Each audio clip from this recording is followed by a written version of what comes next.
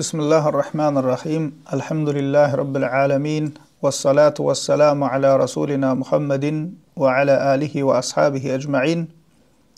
Hormatly musulman doganlar, geçenki dersimizde bid'atçıların ulu ahun hasaplap ýören kişisinin, yani bid'atçı ahunlarynyň dine ters sözlerini, hadisi ters düşünürüp halka ýalňyş öwredýänini, açık şirk, küfür bolan sözlerini size eşittirdik. Ol hadisin doğru düşünürüşünü, ula ehli sünnet alimlerimizin düşünürüşleri esasyny açıklap berdik. Bugünkü dersimizde musulman doganlar bu bid'atçı ahunyň we şonuň ýerine düşüp ýörenleriň halkymyzyň içinde ýaýradýan başga bir dine ters inanjynyň bid'atynyň üstünde durmak isleýäs. Ol hem musulman doganlar Gara çarşembe bid'atydyr. Ve Gara çarşembede okulyan 4 rekat bid'at namazlarıdır.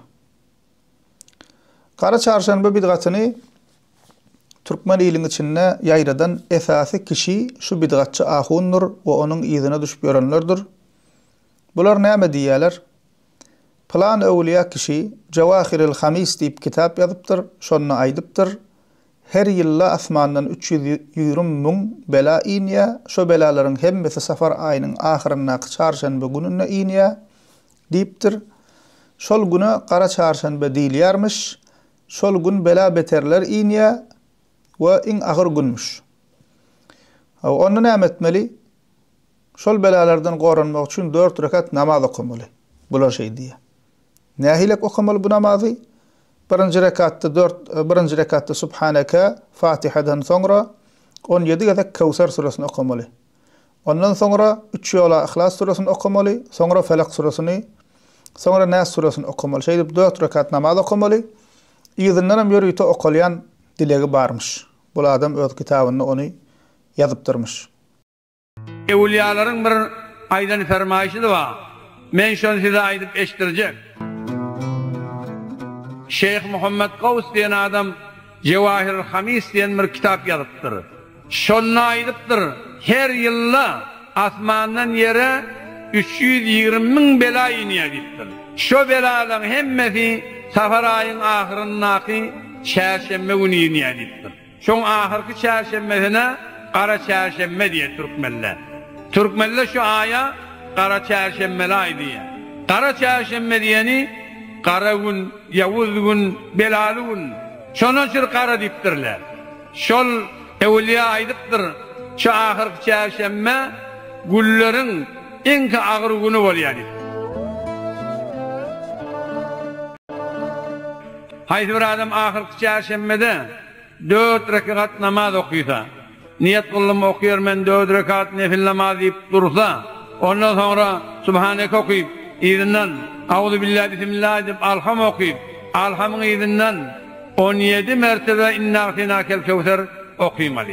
Ondan sonra 3 yola kul huvallah, bir kul auzu bi rabbil falak, bir kul auzu bi rabbin nas okuyup, izinden salam verip, izinden etmeli duası var. Käbir bid'atçylar şol gün şol belalardan goranmak üçin sadaka bermeli diýerler. Bu meselede musulman doganlar bir näçe derste düşünürüp geçdik. Bu kişileriň adyny aýtman, ýöne şeýle bir ýalňyş zady ýaýradýarlar diýip umumy sözler bilen düşünürdik bir näçe derste. We Türkmen saharadan hem Allah razy bolsun akidesi gowy ähli sünnet ahunlar bu bid'aty düşünürüp gelýärler halka ýyllardyr. Ve şu sözümüzün soňunda şol öňkü geçen derslerimizin birini goýarys. İnşallah dinläp görersiňiz. Şol ýerde has giňişleýin jikmejik bu bid'ata jogap berdik. Gysgaça jogap bersek, musulman doganlar, İslamda safar aýynyň ahyrky çarşembesi ýylyň iň agyr güni bela beter inýär diýen inanç ýokdur. Safar aýyny şowsuz agyr aý hasaplamak Mekke müşrikleriniň inanjydyr. Musulmanlaryň içinde bu inancı ýaýradýan şoňa meňzeş bid'atçy ahunlardyr. Eger safar aýyna bularyň diýişýäl bela inýän bolsady, birinji bilen Peýgamberimiz sallallahu aleyhi we sellem bize bunu habar bererdi. We ondan nädip goranmalygyny ümmetine öwrederdi. Emma ne Kur'an-ı Kerim'de ne Peygamber sallallahu aleyhi ve sellem'in sünnetinde sahih hadislerde bize safar ayının ağır aylığı barada ahirki çarşambesinde 320 min bela inýänligi barada hiç hili haber berilmändir we bu barada musulman doganlar hiç hili sahih delil yok. Kara çarşambada okulyan 4 rekat namazam şularyň tapandatlary. Şu bidgatçı ahunlara inanıp ay ullakan ahun, ay alim birzat dip ýerine düşüp ýören musulman doganlarymyza nesihat. Soran şol kişilerden Kara çarşamba barada Kur'an-ı Kerim'de ayet barmy? Sahih hadis barmy? Sahabaların bu barada aydan sözler barmy? Ya da sahabalar bul bidgatçı ahunyň bilýänini bilmedilermi-ki? Ve ýene de soran sünnette kara çarşamba namazy diýip namaz barmy? Size musulman doganlar sahih delil esasında doğru dürüst jogap berip bilmediler.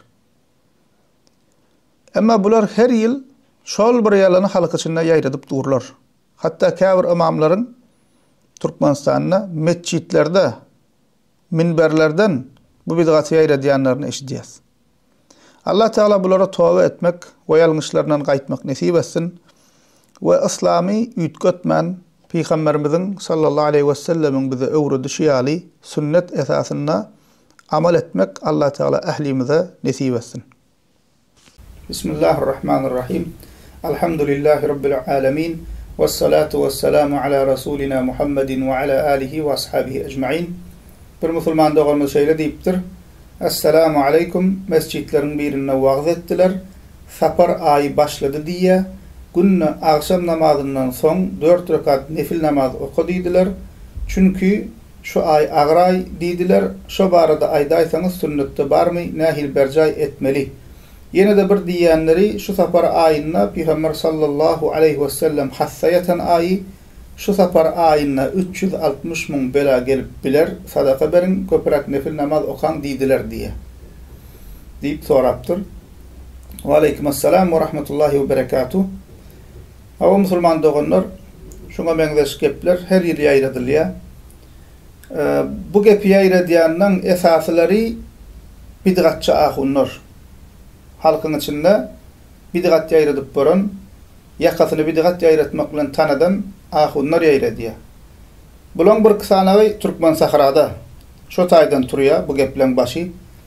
Ýene bu gep ýaýradýanyň birim Türkiýede bir türk bir molla ba şo köp ýaýradýar şu zatlary.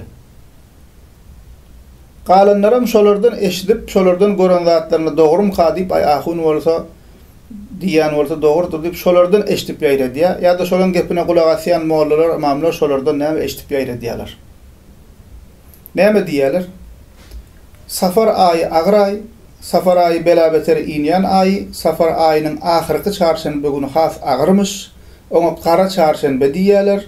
O at toýupdylar kara çarşamba. Ýylyň iň agyr näme günümüş şu. Safar aýynyň ahyrky çarşambasy. Kara çarşambada 320 min bela inýär. O käbir diýene soran dogan diýişer 360 min diýerler. Bugün ýylyň iň agyr günüdür. Ol gün kesellileriň ýagdaýy has agyrlaşýar. Ol gün belli bir rekat namaz kılsaň, sadaka berseň, Allah Teala onu ol belalardan gorajakdyr diýerler. Şol sebäpli bu aýda köprak sadaka bermeli, köprak nefil namaz kılmaly we hususan kara çarşamba günü plança rekat nefil namaz kılmaly diýip aýdýarlar. Şunça rekat kıl, her rekatda plan suran okudyp näme özleri bir namaz tutdurlar. Ene musulman doganlar şol kişiler her ýyl şu gepleri ýaýradýarlar. Bu barada gysgaça ders görnüşinde biz üstünde gurulap geçtik, jogap berdik. Onu dinlemedikler, alıp dinläp biler. Yine bir gysgaça jogap bersek musulman doganlar bu geplere. Şu geplerin musulman doganlar Kur'an-ı Kerim'den, sahih hadislerden, selef-i salihinden, sahabadan, tabi'inlerden, etba'at tabi'inlerden hiç delili, subutnamasy yok. Bar diýen gorkossun. Yani Allah'ın ayeti wa planun agray, safar aýy, bela inýär. Sen özüňden bilip bilmeýän haçan belan inýäni nerden biljek? Allah bilýär. Onu bu arada gurulajak bolsaň elinde delilin bolmaly. Kur'an-ı Kerim'den we sahih hadislerden. Bar bolsa çykaryn. Kur'an'da ay gorkozna şol ayet bady şol ay agray bela inýär. 320.000 bela ine, 360.000 bela ine dip gorkozun. Gorkoz bilmeýäňiz. Sahih hadislerden gorkozun. Ana Peygamber sallallahu aleyhi ve sellem sahih hadisinde bize aýdypdyr. Safar aý, agyr aý. Şulayda bela ine. Gorkoz bilmeýäňiz. Şul aýa mahsus nefil namazı bar. Qara çarşamba mahsus nefil namazı bar. Plança rekat namaz, her rekatında şunça süre okumaly dip öwre diýerler. Sahih hadislerden gorkozun, gorkoz bilmeýäňiz. Diýmek näme musulman doganlar, bu geplerin Kur'an-ı Kerim'den, sahih hadislerden, selef-i salihinden hiç hili delili, subutnaması yok. Üstesine musulman doganlar, bu inanç, bunu söyleyeyim, doğru inancı, İslam akidesine ters, batıl inançtır, arımdır. Ve gen yeri musulman doganlar, gen yeri, sahih hadislerde bize, safar ayının bela beter ayı, şovsuz ayı deyip inanmak yanlıştığını aydılıyor. Bul bid'atçı mollalar, yaş olan gepine inanayan imamlar bize näme urun veriyor? Bul ay bela beter ayı, şovsuzluk ayı deyip öwre diýär. Peygamber sallallahu aleyhi ve sellem'in sahih hadisleri bize bunun düýbünden tersin haber veriyor. Tertip boyunca aýtsak musulman doganlar, İslam'dan ön Mekke müşrikleri safar ayini agyr ay, şowsuz ay hasaplapdyrlar. Irım edipdirler. Bu ayda yola çıkmak doğru değil. Bu ayda umre etmek bolmaýar, çünkü olaňam öz düşünjesine göre umre inançlary bardy, haç inançlary bardy käbe. Bu ayda umre çıkmaly değil diýip inanýardylar. O yola çıkmaly değil, toy etmek doğru değil, nikahlaşmak doğru değil diýip inanýardylar. Yani safar ayini agyr ay hasap etmek kimin inancı eken musulman doganlar? Mekke müşriklerinin inancı. Mekke müşriklerinden galan inanç. Gen doğru mu? Nereden nirak gelipdir? Yani Peygamber sallallahu aleyhi ve sellemin karşısına görüşmek için gelen insanların inancını bugün bize käwir ahunlar, mollalar bize näme? İslam donunu giydirip bizim öňümüze koýýarlar. Safar ayını, agyr ay, şowsuz ay, bela inen ay diýip hasap etmek Mekke müşriklerinin inancı, şolardan galan inanç. İslam gelende Peygamberimiz sallallahu aleyhi ve sellem müşriklerin butlaryny yıkıp ýok edýärli musulman doganlar, olaryň inanyp ýören batyl inançlaryny, batyl ilmlaryny hem ýok etdi, yıkıp ýok etdi. Diňe senin buta ibadet etmezligiň, buta inanmazlygyň ýetmeýär. Inancındaky butlarym yıkmaly. Inancındaky şirklerim ýok etmeli. Ve Peygamber sallallahu aleyhi ve sellem Mekke müşriklerinin butlaryny ýok edýärlik, yıkıp olaryň batyl inançlaryny hem yıkıp ýok etdi. Sahih Buhari'de Ebu Hureyre radıyallahu anh'tan haber verilen hadisinde Peygamber sallallahu aleyhi ve sellem näme diýär? La adwa ve la tiyara ve la hama ve la safar diýär. Adwa ýokdur, ırım etmek ýokdur, baýguşdan ırım etmek ýokdur, safar ayından safar ýokdur diýär, safar ýokdur, safardan ırım etmek ýokdur diýär. Näme diýmek, adwa näme diýmek? Hassalyň bir kişiden başga birine, bir haýwandan başga bir haýwana, bir yerden başga bir yere geçip ýokuşmak diýmek. Hassalyk kesellik kişiden sagdyn kişi, kesellik haýwany sagdyn kişi janyna geçip ýokuşup bilýär. Peygamber sallallahu aleyhi ve sellem bunu inkar etmeýär. Emma Mekke müşrikleri näme ananýar eken? Öz-özünden geçýär. Allah'ın takdiri bolmasa da öz-özü ýokuşýar diýip inançlar bar eken. Peygamber sallallahu aleyhi ve sellem bu batyl inancı inkar edýär. La adwa diýär. Öz-özünden ýokuşmak diýen zat ýok diýär. Allah'ın takdiri bilen bolýar diýär.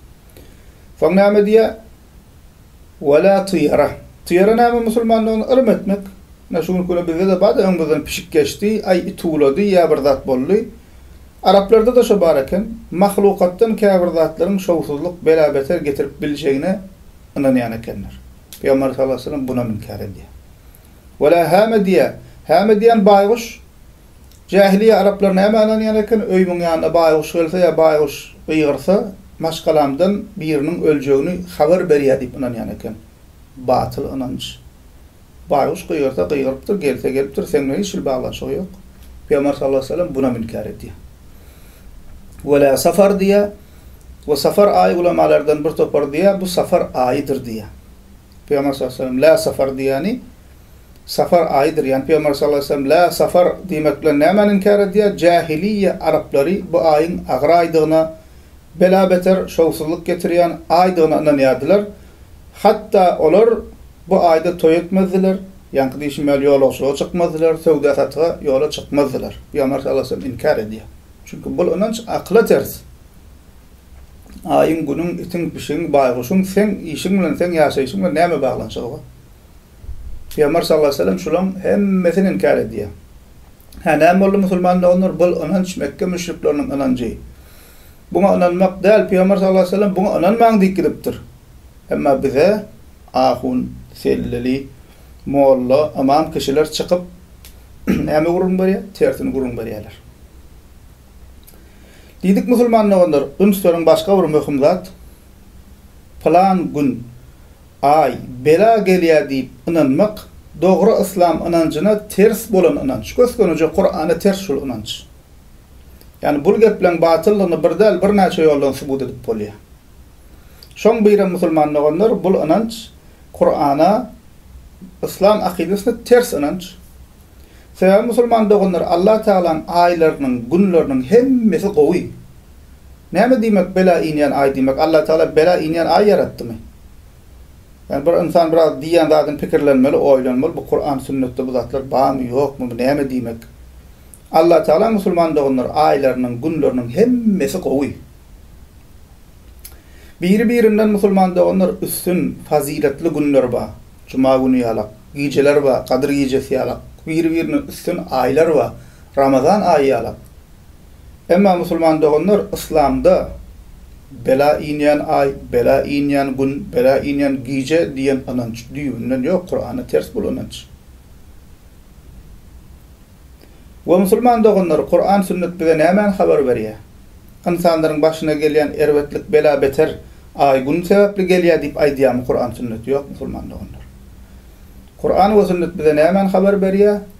Bizim başymyza gelýän bu dünýäde we ahiretde başymyza geljek erwetlikler bizim edýän amallarymyz sebäpli gelýär diýe. Oýlanmaýasmy biz? Senin amalyň erwet bolsa, sen iň haýyrly ay bolan Ramazan aýyna, iň haýyrly gije bolan müň aýdan haýran Kadir gijesinde käbäň içinde otursaňam sana peýdasy ýok. Sen şowsuz adam, çünkü sen näme erwet amalla gezip borsun. Biz şuna öns çökmeli, biz näme ananyp bors? Aýda günne şowsuzlyk ýok, seni şowsuz edýän, bela getirýän sen amalyň. Öňkü ummatlar musulmanlar onlar näme üçin helak boldy? Plan aýa, plan gije gabat gelen üçin helak boldymy? Ýok, musulmanlar hemmemiz bilýäs. Öňkü ummatlaryň başyna gelen belalar eden erwet amallar sebäpli geldi.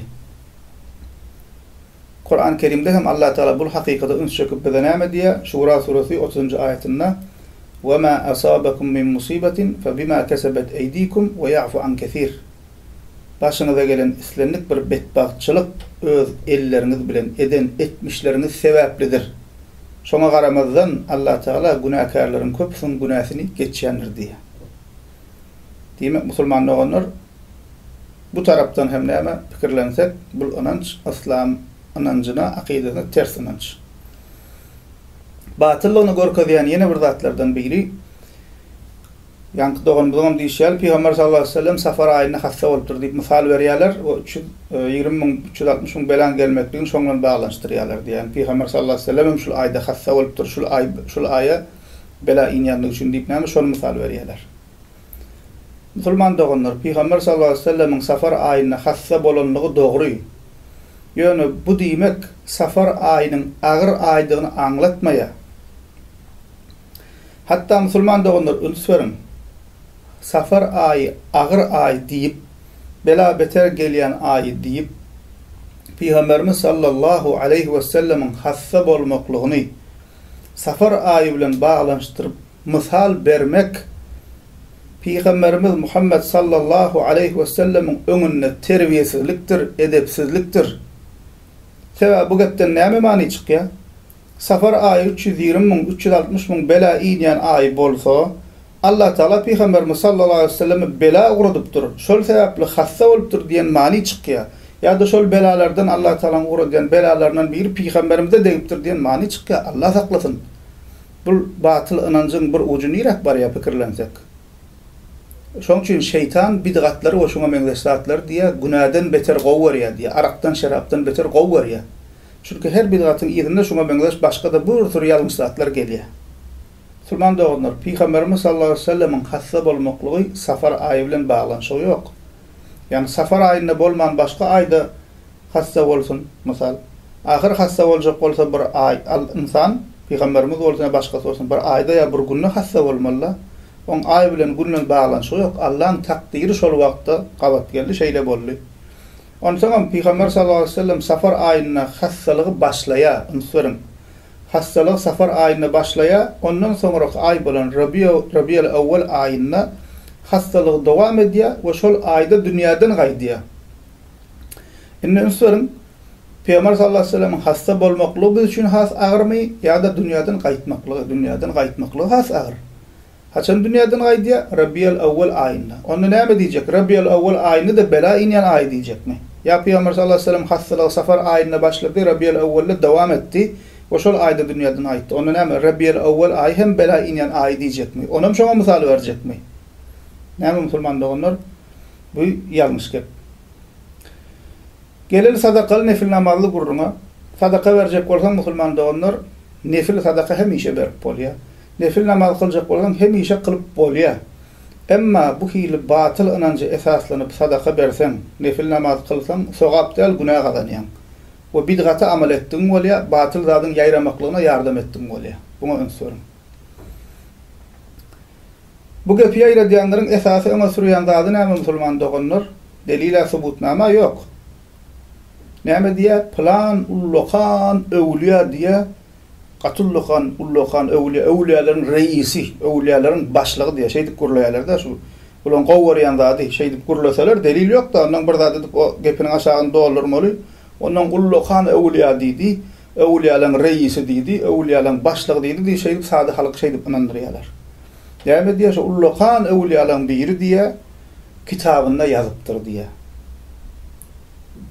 Sulman doganlar delil däl öwliýan diýmekligi. Delil Kur'an ve sünnet, sahih hadisler, sahabalaryň aýdany. Plan ulluqan öwliýa ya başgasy tapawudy ýok. Bir zat diýse, nirden alyp diýär, şoňa seretmeli. Delili barmy ýa ýokmy? Şoňa seretmeli.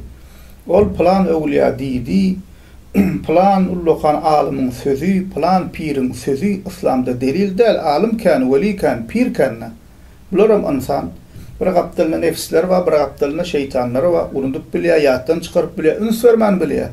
Näçe ulamalaryň alimlaryň kitaplarynda ýalňyş şerler bar, hormat bilen ulamalar diýär, bu gepi diýär ýalňyş diýär.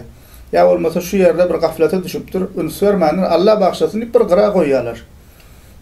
Şoň üçin näme musulman doganlar?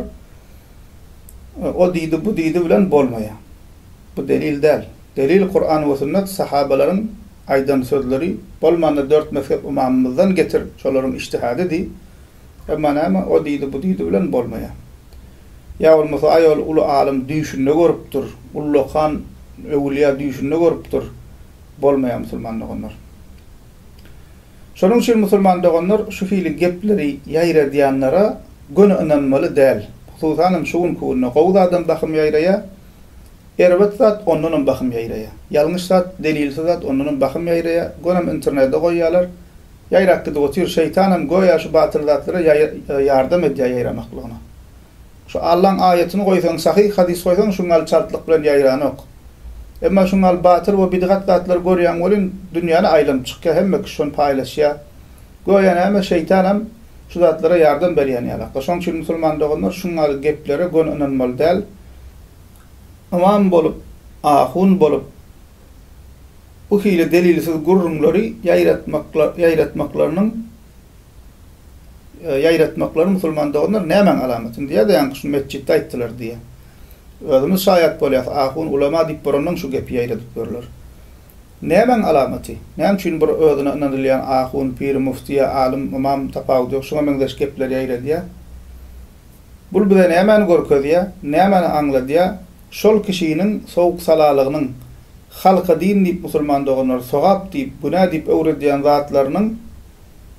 zatlarını özlerinin dolu anyklaman öwrediyenliklerinin alamati. Anyklasalar görerdiler şu zatlaryň aslynyň ýokdugyny. Demek anyklanoklar yüzleri seyrediyorlar, tahkik etmeýärler. Ay ondan anamdar ahundan eşitdim plan niyadi ýaýladyp goýberýärler. Şol sebäpli musulman doğanlar kim bolsa bolsun ahun, pir, imam, mufti, veli, seyyid, hoca, işan tapawdy ýok. Peýgamberiň neslinden ay plan nip şuun kuna şeýdip käbir zatları öwýärler, käbir kişiler tapawdy ýok. Kim bolsa bolsun peýgamberiň neslinden bolsa başymyzyň täji. Emma biz anyk bilmeýäs peýgamberiň neslimi dälmi? O hoca diýä, seyyid diýä, işan ne bilýär, dogry sila hormatymyz bar, oňa gurrun ýok. Emma musulman doğanlar dini meselede inanmaklyga, kabul etmeklige gerek gelende kim bolsa bolsun musulman doğanlar din adından bir amal orta atyan bolsa hukman şonu soramaly. Ahuna Kur'an-ı Kerim'den, sahih hadislerden delil näme? Şu diýen zadyň sahabalar edipdirmi? Şu etmeli diýen amalyň sahabalar edipdirmi? 4 mezhep imamy diýipdirmi diýip soramaly. Hukman suratda delilini soramaly. Yani biz soramany öwrenmeli, gynansak da biz soramany bilmeýäs köplerimiz. Ay şu ahun ulama bir zat diýse, ay ullohan alam, ullohan ahun pir diýse, kellemi sallap onan oturýas musulman doğanlar. Şol bir ýalňyş zat. Näme diýseler musulman doğanlar, kellemi sallap otursak, delil soramasak, kellesine selle oran, özüne men ahun, men pir diýip öňüne çykar, diniň adyndan halka azdyrar ýörer. Bolmaýar musulman doğanlar. Şoň üçin delilini soramaly. Soramak, öwrenmek aýyp däl. Ahunlaram, imamlaram halka öwrediyen zatlaryny sahih deliller esasında öwretmeli. Ol mışlar bilen plan diýdi, öwliýa diýdi, öwliýanyň reisi diýdi, uly öwliýa diýdi, düşünne görüpdir, peýgamberiň neslinden gelýän adam diýdi, bul bolmaýar.